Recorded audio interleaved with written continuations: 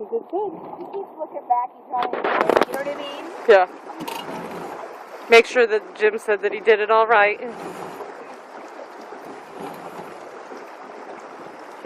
This year he's really doing some big things, isn't he? Yes, he is. Should I about bought him a 410 shotgun for his birthday, but I decided against it because I think. Hey, Will! Awesome. Nice rapid, dude. Hey, look at me. Love you. Hi, Daddy.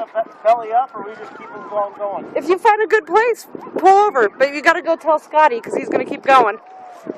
Oh, I missed them going through it. Keep pushing. I want you to touch the bank. I want you to touch that right bank, the left bank. Keep going. Beautiful day out on the river. We've got Maria. We've got River Rob. River Rob. We've got beautiful surroundings. Nice job, kid. He just did that, didn't he? Yep.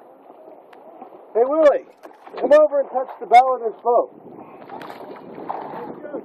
You can do it. Come on. Yeah, you got to try, bud. You're learning, right? Let's see you do it. Leverage. A lot of times I put little flippers on, and then it helps give them. So, yeah, then you're not using your oars at all. Come on. Touch the front of the boat.